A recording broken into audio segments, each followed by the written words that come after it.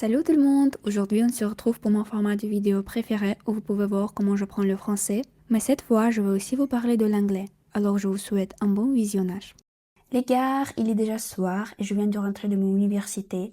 Oui, j'ai enfin commencé à faire mes études dans mon nouvelle uni. Et aujourd'hui, j'ai deux cours, informatique et linguistique. En linguistique, on étudie la phonétique et dans ce vlog, je vais vous parler un peu de mes études en phonétique, etc.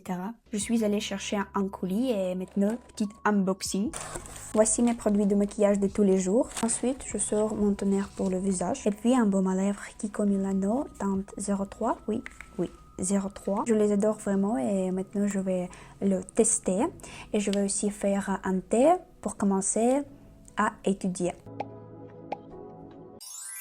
Je commence à travailler par le thème les indéfinis, c'est-à-dire la quantité proposée dans l'unité de mon manuel. Ici, c'est un point que je devrais pratiquer. Moi, j'utilise cette construction très rarement parce que je pense que je suis pas sûre dans l'utilisation. Et même si ce thème est très simple, je pense que ce serait utile de le pratiquer. Personnellement, je trouve pas ce sujet très difficile car je l'ai déjà rencontré et pratiqué très souvent. Mais quand même, j'ai fait quelques exercices. En ce moment, je te dis tous les jours, comme d'hab, sauf quand mes journées sont vraiment trop chargées, et j'en suis vraiment contente. Le processus de transfert vers notre université a été assez long et stressant, mais je peux enfin me consacrer à ce que j'aime. Je trouve que c'est merveilleux. Je me rends compte aujourd'hui que tous ces efforts en valaient la peine. J'ai aussi travaillé sur la structure quelques-uns et quelques-unes, parce que ça me semblait pas très naturel au début.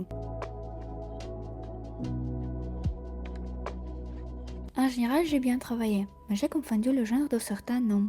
Ouais, comme toujours. C'est une erreur que je fais très souvent, pourtant j'essaye de porter une attention particulière aux deux mots quand je travaille, mais bon, ça m'arrive encore de me tromper. Quand je lis ce texte hier, j'ai rencontré quelques mots, expressions utiles. J'ai donc demandé à ChatGPT de créer un texte pour moi, pour je pourrais le traduire en français par russe et utiliser ce nouveau vocabulaire. J'ai exprès demandé à rendre ce texte un peu plus compliqué, donc il était plutôt formel. En réalité, au niveau intermédiaire, j'avance plus lentement qu'avant. Parce qu'au début, quand on apprend une langue, on apprend à dire des phrases de type «J'aime les pommes» et «Toi, mon couleur préférée est rouge».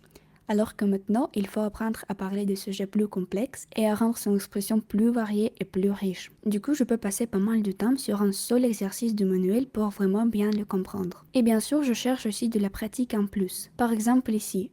Hier, j'ai lu un texte, mais j'ai compris que juste comme ça, il me serait difficile de retenir le nouveau vocabulaire. Donc maintenant, je rédige mon propre texte et en même temps, ça me permet aussi de m'entraîner à la traduction dans un registre plus formel. Et encore plus de temps m'a pris la correction et l'analyse de mes erreurs. D'ailleurs, j'ai vraiment bien réutilisé le nouveau vocabulaire et ma traduction n'était pas aussi mauvaise que je le pensais, mais je me suis trompée dans les articles, dans la construction de certains verbes et dans le subjonctif. Oh, la grande classique. Après ce long travail, j'ai décidé d'écouter un audio.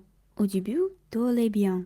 On va dire que c'est mon mari qui est originaire de l'île de Lifou. Mais ensuite... Vous invite à dîner au restaurant, à quel moment de la journée devrez-vous Qu'est-ce qui se retrouver passe ici? Je comprends pas. postuler à un travail. Par exemple, C'est normal. Oui, ils ont commencé à parler tous les deux en même temps. C'était peut-être prévu dans l'exercice, mais honnêtement, j'ai pas vraiment compris ce que c'était, alors je suis passée à l'anglais.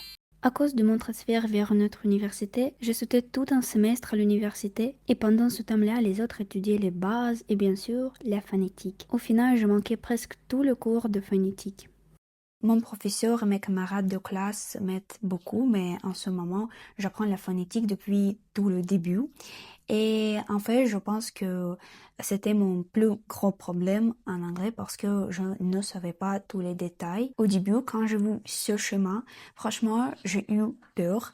Mais maintenant, c'est clair pour moi et j'essaye d'apprendre tous les sons, ses caractéristiques, ses articulations et cela m'aide beaucoup à mieux prononcer les mots.